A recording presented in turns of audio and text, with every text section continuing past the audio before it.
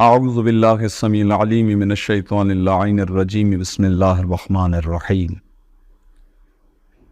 الحمد للہ رب العالمین وصلی اللہ علی محمد وآلہ الطیبین الطاہرین واللعن الدائم علی اعدائهم اجمعین اما بعد فقد قال الامام جعفر الصادق علیہ الصلاة والسلام فی دعاء الندبہ این بقیت اللہ التی لا تخلو من العطرۃ الہادیہ۔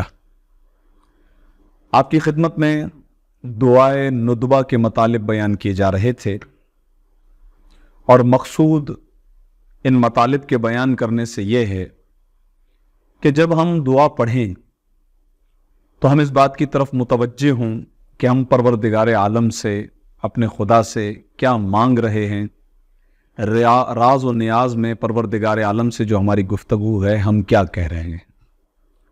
لہذا دعائے ندبہ کی جو مختص ہے حضرت حجت علیہ السلام سے، آج گفتگو اپنے تیسرے مرحلے میں داخل ہے، اور ہماری گفتگو اس مقام تک پہنچی تھی کہ جہاں ہم ائمہ اہل بیت علیہ السلام کے فراق اور آپ کی جدائی پر گریہ اوزاری کر رہے ہیں، بکا کر رہے ہیں، اور آپ کی تنہائی کو محسوس کرتے ہوئے، آپ کی فرقت اور جدائی کو محسوس کرتے ہوئے آپ کو پکار رہے ہیں۔ ان ہستیوں میں سے خاص طور پر حضرت حجت ہیں کہ جو پردہ غیب میں ہیں، اور ان کے پردہ غیب میں ہونے کی وجہ سے ہم جو زندگی بسر کر رہے ہیں اس پر نالہ و فغا کرتے ہیں، گریہ اوزاری کرتے ہیں۔ لہذا دعا مانگنے والا، عاشق امام زمانہ، غیبت کے زمانے میں امام کی یاد میں تڑپنے والا، امام علیہ السلام کو ان جملوں سے یاد کرتا ہے۔ یہاں امام کے فضائل کا بھی بیان ہے، اور امام علیہ السلام پر خدا کی جانب سے جو ذمہ داریاں ہیں ان ذمہ داریوں کا بھی تذکرہ ہے۔ لہذا ارشاد ہوتا ہے، یعنی حضرت امام جعفر صادق ہمیں سکھلاتے ہیں کہ اپنے مولا اور اپنے زمانے کے امام کو یاد اس طرح سے کیا جائے گا۔ کہاں ہے وہ ہستی جو ظلم و ستم کی جڑیں اکھاڑنے کے لیے تیار ہے، کیونکہ امام خدا کی جانب سے عدل کا مظہر ہوتا ہے، یعنی عدالت الہی امام کے ذریعے سے معاشرے کے اندر قرار پکڑتی ہے۔ لہذا عدل ہمیشہ سے ظلم کے خلاف رہا، تو دعا پڑھنے والا یہ کہتا ہے کہ ظلم کو ختم کرنے والا کہاں ہے۔ یہ صفت ہے حضرت حجت کی۔ کہاں ہے وہ بزرگ کہ جو آ کر کجیوں اور نقائص کی اصلاح کرے گا، جو بھی مسائل امت ہیں ان کو حل کرے گا۔ کہاں ہے وہ شخصیت کہ جس سے ظلم و ستم کے ازالے کی امیدیں وابستہ ہیں۔ ہر انسان جب ظلم دیکھتا ہے تو اس کے دل میں ایک امید بندھ جاتی ہے کہ ایک نہ ایک دن ضرور اس ظلم کو ختم کیا جائے گا، اور پوری دنیا سے ایک نہ ایک دن ظلم ختم ہوگا۔ یہ امید جو قلوب کے اندر ہے، دلوں کے اندر ہے، در حقیقت یہ حضرت حجت علیہ السلام سے وابستگی کی طرف ایک اشارہ بھی ہے۔ کہاں ہے وہ کہ جو واجبات اور سنن الہی کی تجدید کے لیے ذخیرہ کیا گیا ہے، یعنی وہ واجبات جو خدا کے ہیں اور وہ سنتیں جو پروردگار عالم کی طرف سے ہماری طرف متوجہ ہیں، خدا کے احکام، چونکہ زمانے کے تغیر اور تبدل کی وجہ سے اور انسانوں کے اپنی ذاتی مقاصد جو دنیا کے ساتھ وابستہ ہیں ان کی وجہ سے ان کے اندر تغیر آیا ہے، تبدل آیا ہے۔ حضرت حجت اب تشریف لائیں گے تو ان سنتوں کو زندہ کریں گے، ان واجبات کو حقیقی شکل ادا کریں گے۔ کہاں ہے وہ جو ملت و شریعت کو پلٹانے کے لیے انتخاب کیا گیا ہے؟ کہاں ہے وہ ہستی کہ جس سے قرآن اور حدود قرآن کو اثر نو زندہ کرنے کی امیدیں وابستہ ہیں؟ بدعتوں سے یہ دین بھر چکا ہوگا، اور حضرت حجت آ کر جب دین اسلام کو بیان کریں گے تو یہ دین اس قدر تبدیل ہو چکا ہوگا کہ لوگ کہیں گے یأتی بدین جدید، کہ یہ ایک نئے دین کے ساتھ تشریف لائے ہیں. یہ نیا دین نہیں ہوگا بلکہ وہی ختمی مرتبت حضرت محمد مصطفیٰ کا دین ہوگا کہ جسے ایک ایسی شکل دے دی گئی کہ گویا صرف نام اسلام باقی رہ جائے اور اس کی تمام تر تعلیمات کو منہدم و ختم کر دیا گیا ہو. کہاں ہے وہ دین کی نشانی اور اہل دین کو زندہ کرنے والی ہستی؟ اور کہاں ہے ظالموں اور جابروں کی شان و شوکت کو درہم برہم کر دینے والا؟ کہاں ہے شرک و نفاق کی بنیادوں کو ڈھا دینے والا؟ اور چونکہ دعا کے تیسری حصے میں صرف اسی طرح کا زاویہ گفتگو ہے کہ امام علیہ الصلوۃ والسلام جب آئیں گے تو امام علیہ الصلوۃ والسلام کیا آ کر کریں گے، کیسے دنیا کی امیدیں ان سے وابستہ ہیں، دنیا میں کیا کچھ ہو چکا ہوگا جس کو آ کے امام علیہ الصلوۃ والسلام تبدیل کریں گے. لہذا یہاں پر اسی طرح کے جملے ہیں. کہاں ہے وہ فاسقوں، باغیوں اور گنہگاروں کی جڑوں کو اکھاڑ کر پھینکنے والا؟ کہاں ہے انحراف اور اختلاف کی شاخوں کو کاٹ دینے والا؟ کہاں ہے وہ انحراف اور ہوا و ہوس کے آثار کو محو نابود کر دینے والا؟ کہاں ہے وہ جھوٹ و افترا کی گرہوں اور بندشوں کو کھولنے والا؟ کہاں ہے وہ سرکشوں اور جباروں، ظلم کرنے والوں کو نابود کر دینے والا؟ کہاں ہے اہل عناد و الحاد و گمراہی کی بیخ کنی کرنے والا؟ اور کہاں ہے وہ دوستوں کو عزت عطا کرنے والا اور دشمنوں کو ذلیل و خوار کرنے والا؟ کہاں ہے وہ کلمہ تقوی پر جم اور متحد کرنے والا، یعنی تمام انسانیت کو کلمہ تقوی پر لانے والا؟ کہاں ہے وہ باب اللہ، یعنی کہاں ہے وہ اللہ کا دروازہ کہ جس سے داخل ہوا جاتا ہے؟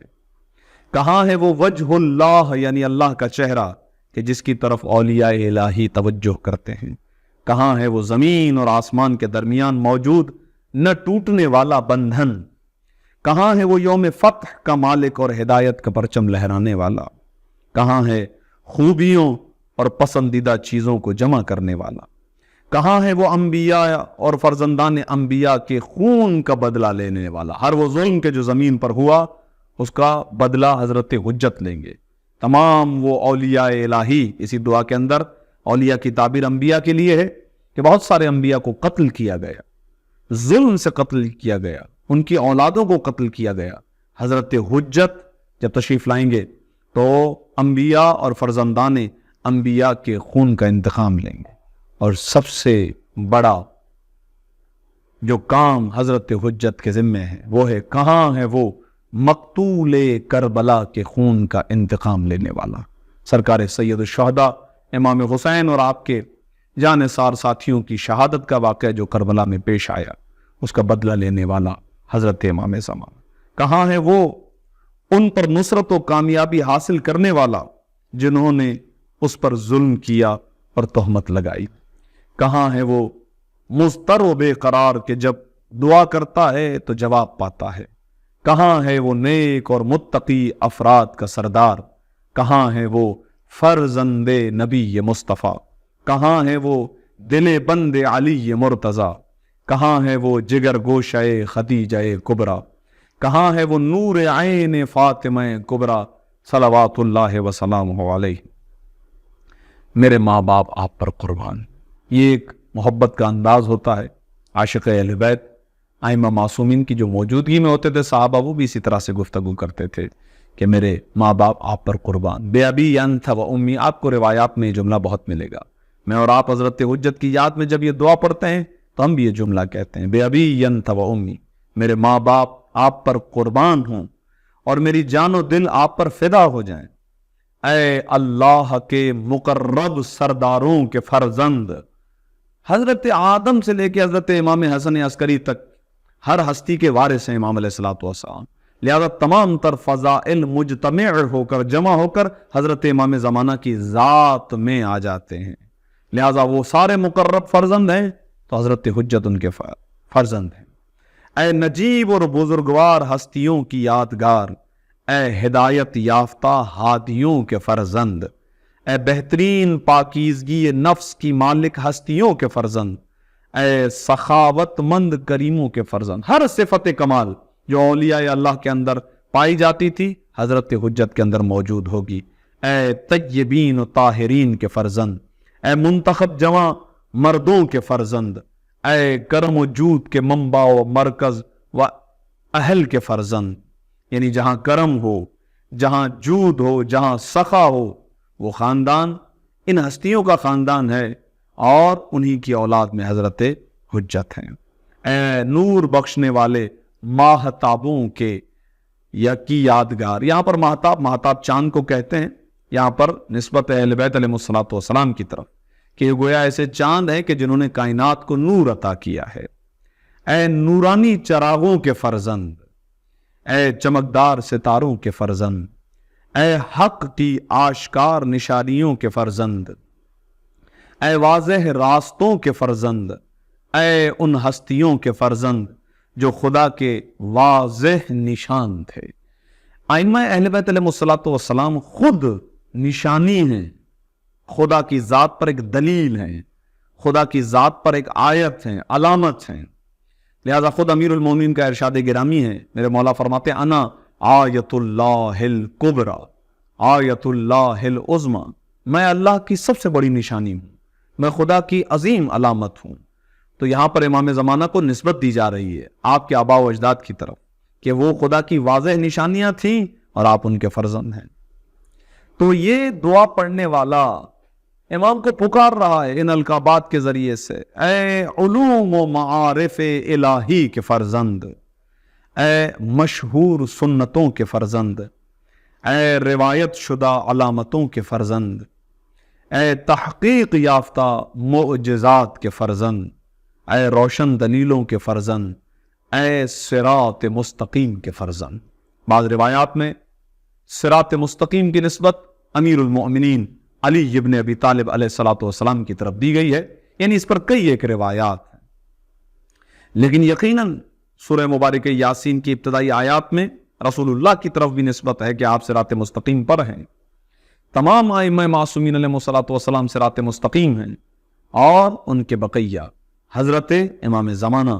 لہذا اے صراط مستقیم کے فرزند، اے نبأ عظیم، 30واں پارہ جہاں سے شروع ہوتا ہے عما یتساءلون عن النبأ العظیم، نبأ عظیم ایک اشارہ ہے امیر المومنین حضرت علی ابن ابی طالب علیہ الصلوۃ والسلام کی طرف۔ لہذا اے نبأ عظیم کے فرزند، اے اس ہستی کے فرزند جس کا ذکر ام الکتاب میں خداوند علی و حکیم کے پاس موجود ہے۔ یبن الآیات والبینات، اے آیات اور بینات، آیات یعنی نشانیاں، بینات یعنی دلیلیں، اے آیات و بینات کے فرزند، اے واضح اور آشکار دلیلوں کے فرزند، اے واضح اور روشن برہانوں کے فرزند۔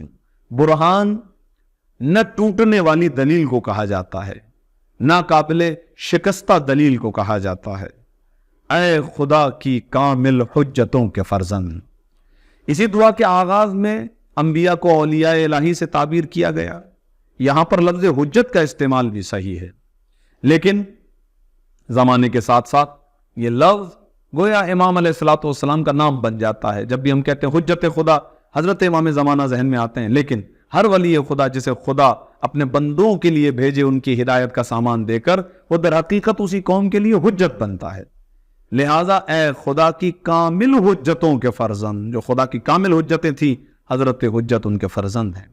اے خدا کی مکمل نعمتوں کے فرزند، اے طٰہٰ اور مضبوط نشانیوں کے فرزند۔ طٰہٰ سورہ کے نام بھی ہے، اور اس کے ساتھ ساتھ رسول اللہ کا اسم گرامی اور رسول اللہ کا ایک لقب بھی ہے۔ اے طٰہٰ اور مضبوط نشانیوں کے فرزند، اے یاسین اور ذاریات کے فرزند، اے طور و عادیات کے فرزند، اے اس ہستی کے فرزند کے جو خدا علی الاعلیٰ کے اتنا نزدیک ہوئی کہ گویا قربت میں 2 کمانوں یا اس سے بھی کم کا فاصلہ رہ گیا۔ ختمی مرتبہ جب معراج پر تشریف لے گئے تو پروردگار عالم کا قرب نصیب ہوا۔ دعا میں اس بات کا اظہار ہے کہ آپ محمد مصطفیٰ کے جنہیں معراج ہوئی، آپ ان کے فرزند ہیں۔ یہ جملے کہنے کے بعد اب یہ عاشق امام زمانہ کہتا ہے لیت شعری، اے کاش میرے یہ علم میں ہوتا، کاش مجھے معلوم ہوتا، کاش میں جان لیتا۔ این استقرت بک النوا، آپ کہاں ہیں، آپ کس مقام پر ہیں؟ یہ دل آپ کی ملاقات کے لیے مضطرب اور بے قرار ہے. بلائی ارضن تقلک اسرا، وہ کون سی زمین ہے کہ جہاں آپ تشریف رکھتے ہیں؟ آیا وہ مقام رضوا ہے، وادی طوا ہے، یا پھر کوئی اور زمین ہے؟ مختلف زمینوں کا تذکرہ ہے. بس یہ کہنے کے بعد اس جملے پر ہم آج کی اپنی گفتگو کو روکیں گے کہ حق یہی ہے کہ عاشق امام زمانہ اپنے تہ دل سے ان جملوں کو کہے کہ عزیز علی ان اری الخلق ولا ترا، مجھ پر اس سے زیادہ اور کیا مصیبت ہو سکتی ہے کہ میں کائنات کے ذرے ذرے کو دیکھ سکتا ہوں لیکن میں آپ کو نہیں دیکھ پا رہا. میں سب کی آواز کو سن پا رہا ہوں لیکن آپ کی آواز کو نہیں سن پا رہا. اور یہ سوچنے کے بعد آنکھوں سے آنسو بہیں، دل بے قرار ہو جائے، دل مضطرب ہو جائے. اس مقام پر حضرت حجت کا واسطہ دے کر خدا سے دعا کرتے ہیں کہ پروردگار ہمیں اپنے مولا کا دیدار نصیب فرمائے اور اپنے مولا کی آواز کو سننا نصیب فرمائے. ربنا تقبل منا انک انت السمیع العلیم.